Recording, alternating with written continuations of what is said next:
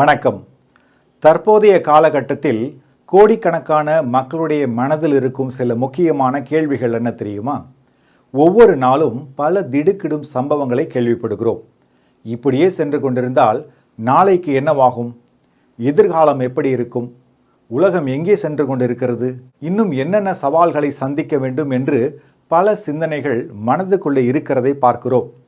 யுத்தங்கள் ஒரு பக்கம், கொள்ளை நோய்கள் ஒரு பக்கம், பொருளாதார பின்னடைவுகள் ஒரு பக்கம், எல்லாவற்றுக்கும் மேலாக பசி, பட்டினி, பஞ்சம் என பல விஷயங்கள் நம்மை சுற்றி நடந்து கொண்டிருக்கின்றன. வேதத்தை பாருங்கள். மத்தேயு 24:6-7 வசனங்கள் கூறுகிறது, யுத்தங்களையும் யுத்தங்களின் செய்திகளையும் கேள்விப்படுவீர்கள். கலங்காதபடி எச்சரிக்கையாயிருங்கள். இவைகளெல்லாம் சம்பவிக்க வேண்டியதே. ஆனாலும் முடிவு உடனே வராது. ஜனத்துக்கு விரோதமாய் ஜனமும் ராஜ்யத்துக்கு விரோதமாய் ராஜ்யமும் எழும்பும். பஞ்சங்களும் கொள்ளை நோய்களும் பூமி அதிர்ச்சிகளும் பல இடங்களில் உண்டாகும். இதில் பஞ்சங்கள் என்ற வார்த்தையை கவனியுங்கள். கடைசி நாட்களில் நடக்கக்கூடிய மிக முக்கியமான அடையாளங்கள் ஒன்று பஞ்சம். அதைத்தான் நாம் இன்று உலக அளவில் பார்த்து கொண்டு வருகிறோம். பஞ்சம் என்பது மனித சமுதாயம் எதிர்கொள்ளும் பேரழிவுகளில் ஒன்றாகும். மனித வரலாற்றில் பல முறை பஞ்சங்கள் ஏற்பட்டுள்ளன.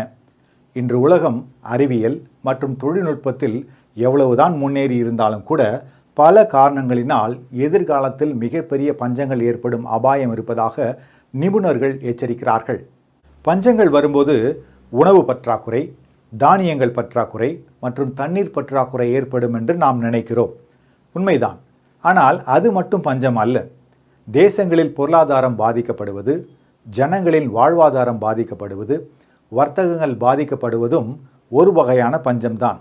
இப்படி பல்வேறு விதமான பஞ்சங்கள் இருக்கின்றன. பஞ்சங்கள் வருவதற்கு பல காரணங்கள் இருக்கின்றன.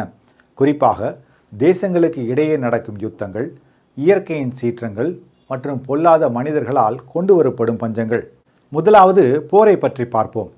போர் என்பது மனித உயிர்களை மட்டுமல்ல, உணவு பாதுகாப்பையும் கடுமையாக பாதிக்கக்கூடிய ஒரு விஷயமாகும்.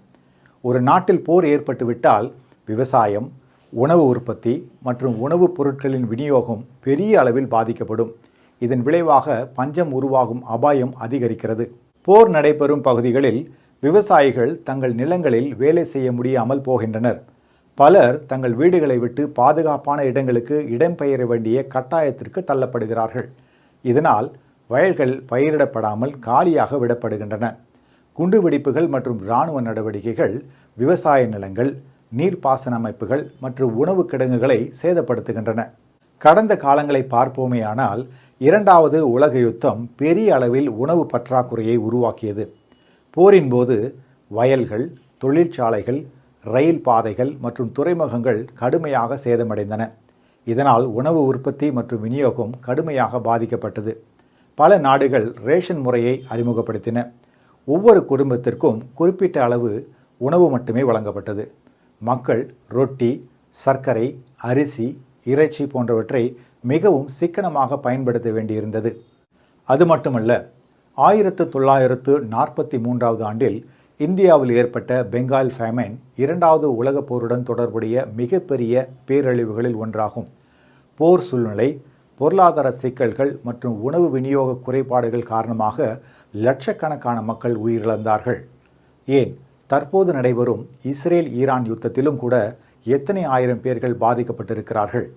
இப்படி பல உதாரணங்களை நாம் சொல்லிக்கொண்டே போகலாம். பஞ்சம் வருவதற்கு 2வது முக்கிய காரணம் இயற்கை சீற்றங்கள். இதில் பல வகைகள் உண்டு. கடுமையான வறட்சி, வெள்ளப்பெருக்கு, புயல் மற்றும் சூறாவளி, நிலநடுக்கங்கள், எரிமலை வெடிப்புகள், காட்டுத்தீ போன்றவை பெரிய அளவில் பஞ்சங்களை உண்டாக்கிவிடும். மேற்கூறிய எல்லா இயற்கை சீற்றங்களும் முன் எப்பொழுதும் இல்லாத அளவுக்கு இப்பொழுது நடப்பதை பார்க்கிறோம். இவ்வாறு உருவாகும் பஞ்சங்களின் வீரியம் மிக அதிகமாகவும், பஞ்சங்களால் பாதிக்கப்படும் தேசங்கள் கணக்கற்றவைகளாகவும், பஞ்சத்தின் விளைவாக கோடிக்கணக்கான ஆண்கள், பெண்கள், குழந்தைகள் மற்றும் பெரியோர்கள் என எந்தவித வயது வித்தியாசமும் இல்லாமல் பெரும்பாலானோரை இது பாதிப்பதாகவும் இருக்கிறது. எனவே இப்படிப்பட்ட பஞ்சங்கள் உருவாவதற்கு முன்பாகவே நாம் திறப்பிலே நின்று உத்தரவாதம் செய்து கண்ணீரோடும் பாரத்தோடும் ஆண்டவருடைய பாதத்தில் ஜெபிக்கும்போது கர்த்தர் நம்முடைய ஜெபங்களை எல்லாம் கேட்டு தேசங்களில் வரக்கூடிய இந்த கடுமையான பஞ்சங்களை தடுத்து நிறுத்துவார் என்பதில் நமக்கு சந்தேகமில்லை. எனவே நாம் கண்ணீரோடு ஜெபிப்போம், தேசங்களை காப்போம். மீண்டும் இன்னொரு நிகழ்ச்சியில் சந்திக்கிறேன். வணக்கம்.